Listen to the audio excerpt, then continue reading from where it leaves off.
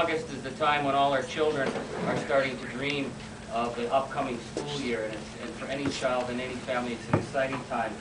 But our children in Attawapiskat have little to dream for at this period. It'll be another year in makeshift portables, another year being exposed to contaminated dust on the largest toxic contaminated brownfield in this part of North America, which is also their playground. And now many of these children are facing the prospect of being put up in tents, makeshift tents, as winter comes on, because they're homeless from a sewage crisis in the community. Our question today is simple. What will it take for Minister Chuck Strahl to finally admit that there's a problem in this community? What will it take to get this government to put some basic infrastructure dollars into a community that has been completely left negligent? The situation is, as Chief and members of the community will explain today, our latest crisis started last month with the failure of a sewage lift, crumbling infrastructure in the community, inundated a number of homes, left 90 people homeless. Medical authorities on the James Bay said that these families were at risk being left in homes flooded with sewage. Indian Affairs said there wasn't a problem. Indian Affairs said leave these families in sewage-contaminated homes. Abandon their obligation to help this community with an evacuation. This is the second time in 6 months that this community has been exposed to health threats, that have asked Indian Affairs for help, and have had Indian Affairs refuse. Earlier this spring, a badly contaminated grade school was torn down. We had children exposed to dust, mold. They were sickened in the classrooms. We had the portable classroom shut for 5 weeks. And at that time, Minister Chuck Strahl said he wasn't aware of any health problems in the community. This is a community that has been frustrated. They want action, and they're tired of the systemic negligence. Yesterday, we started our campaign this week, and yesterday we met in Toronto to meet with the ministers of the Department of Indian Affairs representatives to address our issues, to see what they would help us with a number of issues, not just the financial assistance for the evacuees. And at their request, we went at the office of 25 St. Clair East in Toronto. But when we addressed all our issues and listed them as possibly short-term and long-term issues, when it came down to addressing financial assistance for those evacuees who need health assistance, that we were ridiculed by the department officials, and they were very confrontational. They even made a reference to the Mohawk brothers. Their response was, bring them on.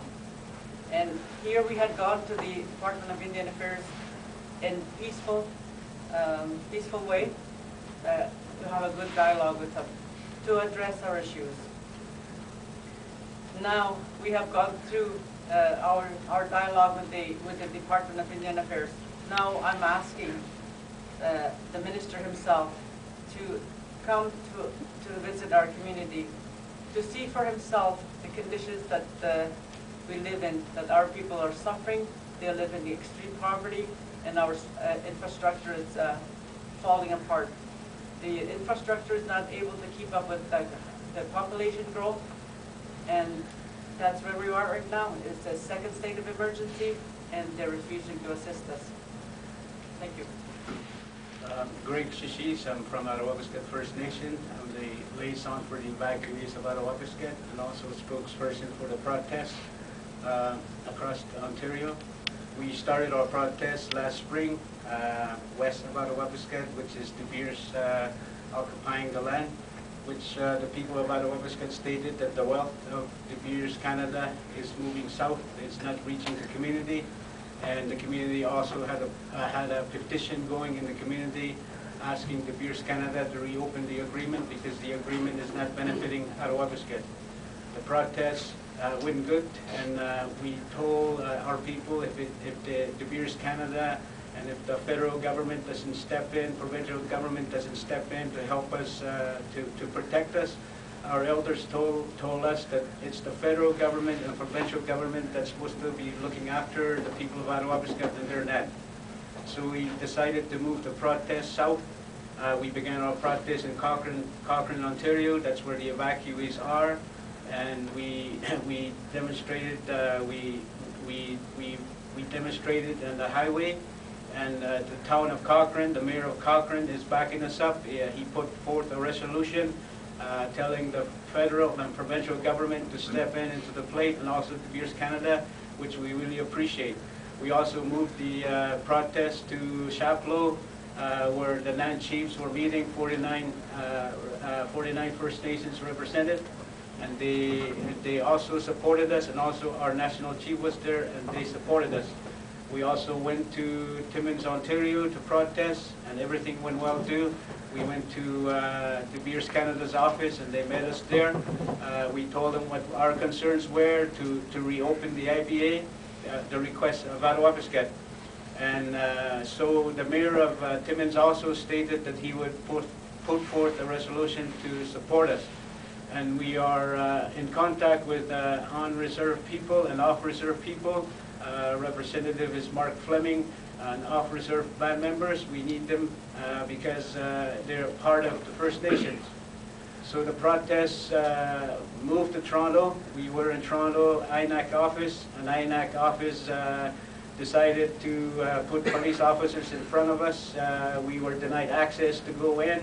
As a matter of fact, there was the police officers pushed us out of the building, and we asked the UPP representative to liaison to back us up, and he went upstairs to ask the INAC bureaucrats to come down, and they only allowed our chief and our deputy chief to speak to them. But yesterday also we got invited to go, and we met with him, and they totally denied our requests. As a matter of fact, I was being insulted. I was being touched by one of the INAC officials. This is a peaceful demonstration. This is not a violent demonstration. So what we did after that, we called our band members and told them that there's no progress with INAC, but there's a little progress with De Beers has agreed to back us up to speak to the federal and provincial government. We're not going to quit on this protest. If the federal government and provincial government doesn't listen, we're going to move to Geneva Convention. We're going to move to the United Nations, and we're going to call our brothers and sisters in Quebec, the Cree Nation, to help us out.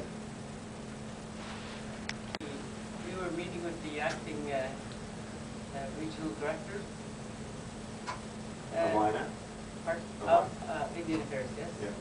At 25 Sinclair.